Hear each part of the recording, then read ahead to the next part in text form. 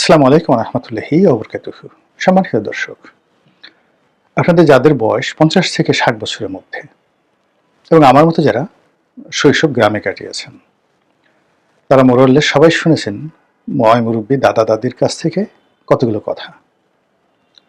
চুল কি বাতাসে পেকেছে, বা হাওয়া খেয়ে কি আমরা বুড়ো হয়েছি, দেশে আসলে কলিকাল, ছাগলে চাটে বাঘের গাল, কত কিছু দেখলাম, হায়রে কলিকাল, কিসে কি হচ্ছে, বেগুন গাছে, মানে এই সমস্ত নানা রকম যে প্রবাদ, যে সেই প্রবাদগুলো যারা শুনেছেন, হয়তো শৈশবে তাদের কাছে এই বিষয়গুলোকে কথার কথা মনে হয়েছে, বা নেহায়েত যাকে বলা হয় বৃদ্ধদের সেই অপ্রয়োজনীয় এবং অপ্রান্তীয় বুলি হিসেবে মনে হয়েছে। কিন্তু যারা এই সময়টিতে সে গত ১৭ মাসে যাদের বয়স ৫০ থেকে ৬০ বছরের মধ্যে হয়েছে, জীবনযুদ্ধে যারা কিছুটা অভিজ্ঞতা অর্জন করেছেন এবং গত সেই ২০, ২৫, ৩০ বছরের রাজনীতির উত্থান পতন দেখেছেন, তারা যদি গত ১৭ মাসের রাজনীতির যে পরিবর্তন, রাজনীতির যে ঘটনা প্রবাহ এবং রাজনীতিতে যা কিছু ঘটেছে সেই বিষয়গুলো এখন মনে করার চেষ্টা করেন, এবং তার সঙ্গে সঙ্গে বিভিন্ন জিনিস দেখার পরে আপনাদের মনের মধ্যে যে প্রশ্নগুলো এসেছিল সেই প্রশ্নগুলোর সঙ্গে শৈশবে সেই ময় মুরব্বীদের কথাগুলো একটু স্মরণ করেন, দেখবেন মিলে গেছে। যখন হঠাৎ করে একেবারে অনেকগুলো নতুন রাজনৈতিক মুখ এসে আপনাদের সামনে হাজির হলো, গাল ঝুলিয়ে, ঠোঁট ঝুলিয়ে, তারপরে মাথা ঝাঁকিয়ে, বাবরি দুলিয়ে আপনাদেরকে নানা রকম ওয়াজ নসিহত করা শুরু করলো, আপনারা তখন অনেকেই বলেছেন যে পুরন পাগলের ভাত নেই, নতুন পাগলের আমদানি। সাহস করে অনেকে প্রকাশ করতে সাহস পাননি, তারপর অনেকে বাধা দিতে পারেননি, কিন্তু এই দৃশ্য দেখে আপনাদের অনেকেরই অঙ্গ জ্বলে গেছে, মেজাজ গরম হয়ে গেছে যে কি হচ্ছে। তারপর আপনারা কতগুলো শব্দ শুনেছেন, কতগুলো বাক্য শুনেছেন যাদের হাতে ক্ষমতা রয়েছে, সেই বাক্যগুলো শোনার পর আপনাদের রাগ হয়েছে, মেজাজ গরম হয়েছে, সারা শরীরে চুলকানি হয়েছে।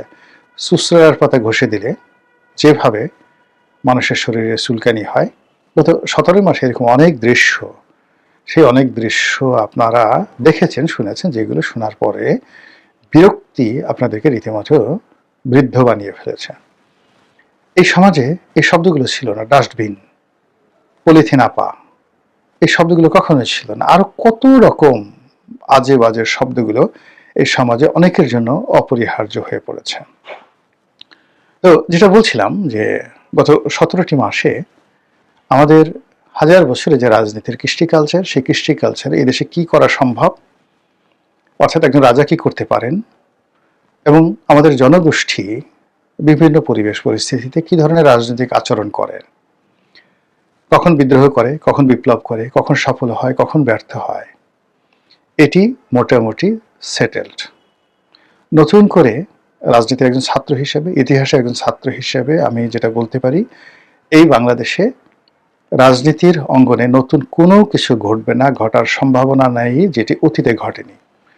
শুধু স্থান কাল পাত্র ভেদে কিছু ব্যতিক্রম ঘটনা ঘটবে, কিন্তু মানুষের যে আকাঙ্ক্ষা, আশা, এবং সেই আশা আকাঙ্ক্ষা অনুযায়ী তাদের যে বিদ্রোহ, প্রেম, ভালোবাসা, রাজনীতিকে আঁকড়ে ধরা, ক্ষমতার পট পরিবর্তন ইত্যাদি বিষয়ে নতুন প্রেক্ষাপট রচিত হতে পারে। যেমন একটা সময় যখন সরকারের বিরুদ্ধে যুদ্ধ করা হতো শত শত বছর আগে, যেমন তিতুমিরের বাঁশের কেল্লা, তো তিনি ওই সময় একটা বিরাট দুর্গ তৈরি করে ফেলেছিলেন বাঁশ দিয়ে, আর তার যারা বাহিনীর সদস্য ছিলেন ইংরেজদের বিরুদ্ধে, তারা যুদ্ধ করেছিলেন, এবং সেই যুদ্ধের 90% অস্ত্র ছিল তাদের লাঠি, অল্প কয়েকটি তলোয়ার ছিল, বেশ কয়েকটি ঘোড়া ছিল।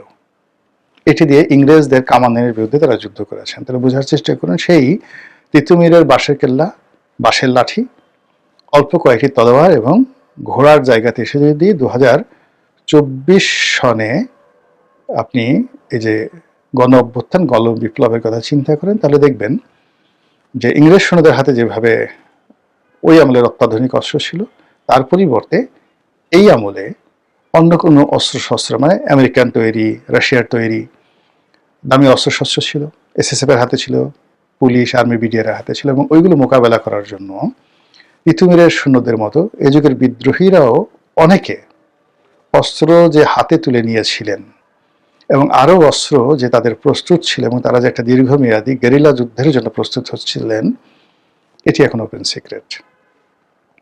এই এতটুকু পার্থক্য, মানে কিন্তু ওই যে তিতুমিরের যে আকাঙ্ক্ষা ছিল আর এই যুগের বিপ্লবীদের যে আকাঙ্ক্ষা ছিল, এইগুলোর মধ্যে 19-20 নেই। ইংরেজের আগে মুঘল জমানাতে বেশ কয়েকবার বাঙালি জেগে উঠেছিল এবং বাঙালিরা মুঘলদের সময়টিতে প্রথম জেগে উঠেছিল শের শাহের নেতৃত্বে, তারপরে জেগে উঠেছিল ঈশা খাঁর নেতৃত্বে, তারপরে জেগে উঠেছিল মুসা খাঁর নেতৃত্বে, ঈশা খাঁর পুত্র। মুঘলদের আগে সুলতানি আমল, সেই দীর্ঘ সুলতানি আমলে মানে অনেকে, ফখরুদ্দিন মোবারক শাহ থেকে শুরু করে বহু সংখ্যক রাজনৈতিক নেতৃবৃন্দ তারা কিন্তু বিদ্রোহ করেছিল। তার আগে সেন যুগ, মানে ইখতিয়ারউদ্দিন মোহাম্মদ বিন বখতিয়ার খলজির আগে সেন যুগ, সেন যুগের আগে পাল যুগ, 400 বছর আগের যে পাল যুগ, পাল যুগের আগে 100 বছরের যেটিকে বলা হয় মাচ্ছান্যায়, 100 বছরের মৎস্যান্যায়ের আগে সেই থানেশ্বরের রাজা হর্ষবর্ধনের রাজত্ব, হর্ষবর্ধনের রাজত্বের আগে শশাঙ্কের রাজত্ব। এই তো ইতিহাস। আর এর আগে যদি আপনি আরো 5000 বছর আগে চলে যান, তাহলে সেই মহাভারতের যুগে জগদত্তের শাসন ছিল। তো সেই যে জগদত্তের যুগ থেকে আজকের ডক্টর মোহাম্মদ ইউনূসের যুগ পর্যন্ত বাঙালির যে স্বাধীনতার আশা আকাঙ্ক্ষা, রুখে দাঁড়ানোর আকাঙ্ক্ষা, এই সবগুলোই সেম, 19-20 নেই। নতুন করে কোনো কিছুর যাকে বলা হয় এখানে স্কোপ নেই। এর কারণ হলো মানুষের যে হিউম্যান বডি আর মাইন্ড, এটা চিরায়ত। মানুষের আত্মা কখনো মরে না। এই আত্মা একসাথে তৈরি হয়েছে, সেই সমস্ত আত্মাগুলো, রূহগুলো একসাথে তৈরি হয়েছে। এই আত্মাগুলো আল্লাহ বিভিন্ন সময় পাঠায় পৃথিবীতে, ওটা একটা দেহ ধারণ করে। আবার এই দেহ থেকে আত্মাগুলো চলে যায়, চলে গিয়ে একটা জায়গাতে আল্লাহর কাছে যায় এবং কিয়ামতের ময়দানে সকল আত্মাগুলোকে আবার শরীরের মধ্যে প্রবেশ করানো হবে। যত শরীর একসাথে জেগে উঠবে। এই তো সংক্ষিপ্ত কালের সংক্ষিপ্ত ইতিহাস। তো এই চিরায়িত যে মানুষের রাজনৈতিক আশা আকাঙ্ক্ষা, সেই আশা আকাঙ্ক্ষার বিপরীতে গিয়ে গত 17 মাসে আমরা কত কিছু শুনলাম। কিংস পার্টি শুনলাম, নতুন বন্দোবস্ত শুনলাম, রিসেট শুনলাম, সংস্কার। তো এটা নিয়ে যারা এগুলোর বক্তা, তাদের বক্তব্য শুনলে মনে হতো যে তারা এই বাংলাদেশের সব কিছু এমনভাবে সংস্কার করবে যে এই বাংলাকে আসলে চেনাই যাবে না। এটা হয়তো সিঙ্গাপুর হয়ে যাবে, ফ্রান্স হয়ে যাবে, ইংল্যান্ড হয়ে যাবে, আমেরিকা হয়ে যাবে রাতারাতি। কিন্তু 17 মাস পরে দেখলাম যে কিছু তো হয়নি, বরং আমাদের এই বাংলাদেশের, স্বাধীন বাংলাদেশে যে সময়গুলোকে আমরা সবচেয়ে নিন্দনীয় এবং খারাপ সময় বলি, পরিস্থিতিতে আসছে খারাপ হয়েছে। এরপরে কিংস পার্টি গঠন করা হবে। কিংস পার্টির যারা নেতা তারা প্রধানমন্ত্রী হবেন, এমপি হবেন, মন্ত্রী হবেন। গত 17 মাসে এই দাপটগুলো দেখতে দেখতে আমাদের ঘেন্না ধরে গেছে। এখন এই সকল কুশীলব যারা ছিলেন তাদের এতটা দুরবস্থা যে তারা রাস্তাঘাটে এখন রীতিমতো তুচ্ছ তাচ্ছিল্যের শিকার হচ্ছেন এবং তারা নিরাপত্তাহীনতায় ঘর থেকে বের হচ্ছেন না। এবং আগামী দিনে এ রাষ্ট্র যদি তাদেরকে নিরাপত্তা না দেয়, আশ্রয় না দেয়, তাদের অবস্থা যে কি হবে একমাত্র আল্লাহ রাব্বুল আলামিন ছাড়া কেউ জানেন না। এরপরে যারা এই বিভিন্ন দেশ থেকে আসছেন, বিদেশ থেকে আসছেন, সে কি দাপট তাদের। কেউ ইংরেজিতে কথা বলার সময় মানে গাল বাঁকা করে ফেলেন, চোখ টিপ মারেন। অনেকটা ওয়েস্টার্ন ওয়ার্ল্ডে আপনি দেখবেন যে ইংরেজিতে কথা বলতে গিয়ে কেউ হয়তো অতিরিক্ত ওভার স্মার্টনেস দেখাতে গিয়ে হাত দুটো উঁচু করেন, আঙ্গুল বাঁকা করেন, ভি চিহ্ন দেখান, ঘাড় বাঁকা করেন। এই জাস্ট হাই, এরকম একটা যে আসে না, hi, hello, hi, so nice, এরকম একটা জাস্ট কিছু জিনিস না দেখালে বোঝা যায় না। তো এরকম অনেকে দেখান কথাবার্তা বলার সময়। সে অনেক লোক আছে। আপনি যদি অ্যান্থনি হপকিন্স, ব্রিটিশ অভিনেতা, সেই দ্য সোর্ড অফ জরো, সে বিখ্যাত সিনেমার অভিনেতা অ্যান্থনি হপকিন্স, কিংবা মর্গ্যান ফ্রিম্যান, মানে যারা কণ্ঠের জন্য সারা দুনিয়াতে মশহুর, গত 100 বছর এদের মতো এরকম কণ্ঠশিল্পী এত অভিনয়কে তারা শুধুমাত্র কণ্ঠের লালিত্য দ্বারা পৃথিবীতে একটা পার্মানেন্ট জায়গাতে নিয়ে এসেছেন। যে কয়জন অভিনেতা, তাদের মধ্যে এই যে মর্গান ফ্রিম্যান, অ্যান্থনি হপকিন্স, ভিন ডিজেল, খুবই বিখ্যাত এই অভিনেতা তারা আছেন। তো ইনক্লুডিং রাসেল ক্রো, সেই গ্ল্যাডিয়েটর সিনেমার যে নায়ক। তো তারা যেভাবে ইংরেজি বলেন, যেভাবে ঢং করেন, রং করেন, সেইভাবে আমাদের দেশে হঠাৎ করে কিছু লোক, ইংরেজি বলা কিছু লোক আসলো।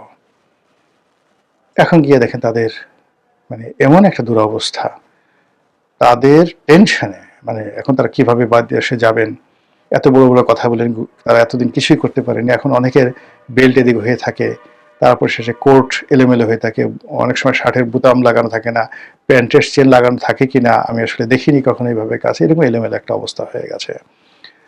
তারপর যেটা নতুন সংবিধান লেখা, রিসেট বাটনে চাপ দিয়ে অতীতের সকল ইতিহাস মুছে ফেলে দেওয়া, মুক্তিযুদ্ধের একটা নতুন ডাইমেনশন তৈরি করা, ৭১কে মুছে ফেলে সেখানে ২৪-এর যে আমরা যেটাকে গণ অভ্যুত্থান বলি, এটাকে বলা হয় ২৪-এর মুক্তিযুদ্ধ।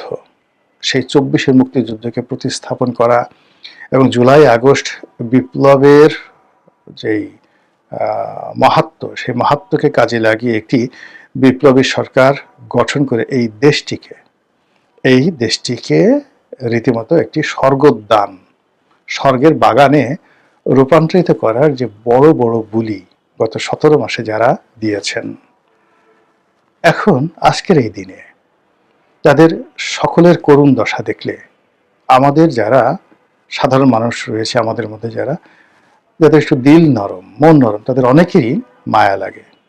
অনেকের মনে হয়, ইস, এই লোকগুলো এই কয়দিন এত কথাবার্তা বলেছে, এখন আমাদেরকে দেখলে তোদের লজ্জা করবে।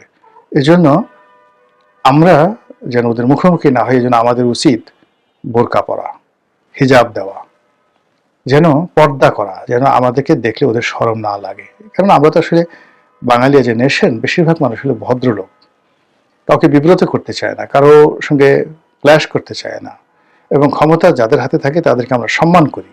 তো সেই দিক থেকে ১৭ মাসে যারা ক্ষমতাধর যারা লোকজন রয়েছেন, তারা এখন এই নতুন অবস্থাতে পড়ে না দক্ষিণে যাবেন, না উত্তরে যাবেন, না পূবে যাবেন, না পশ্চিমে যাবেন, না ইংরেজিতে বলবেন, না বাংলায় বলবেন, না আরবিতে বলবেন, না দিল্লিতে যাবেন, না পিন্ডিতে যাবেন, না বেজিংয়ে যাবেন, না ওয়াশিংটনে যাবেন, সব দিক হারিয়ে মানে এমন একটা অবস্থা হয়ে গেছে যে একটা মানুষকে যদি আপনি অনেকক্ষণ ধরে ঘুরান, একটা লাঠিমের মতো ঘুরান, তারপর ছেড়ে দেন, ও দেখবে যে ঘুরতে থাকবে এবং ঘুরতে ঘুরতে চিত হয়ে পড়ে যাবে।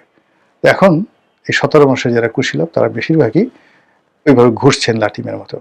ঘোরার পর শেষ পর্যন্ত তারা দাঁড়িয়ে থাকতে পারবেন নাকি ওই যে আমাদের শৈশবে আমরা নিজেরা যখন ঘুরতাম, ঘুরতে ঘুরতে একটা সময় আমরা একেবারে চিত হয়ে পড়ে যখন আকাশের দিকে তাকাতাম, মনে হতো দুনিয়াটা ঘুরছে। এখন এই কুশীলবরা কি দাঁড়িয়ে থাকতে পারবেন, না ওইভাবে চিত হয়ে পড়ে দেখবেন যে সারা দুনিয়া ঘুরছে? সেটা সময় বলে দেবে। আসসালামু আলাইকুম রহমতুল্লাহি ওয়া বারাকাতুহু।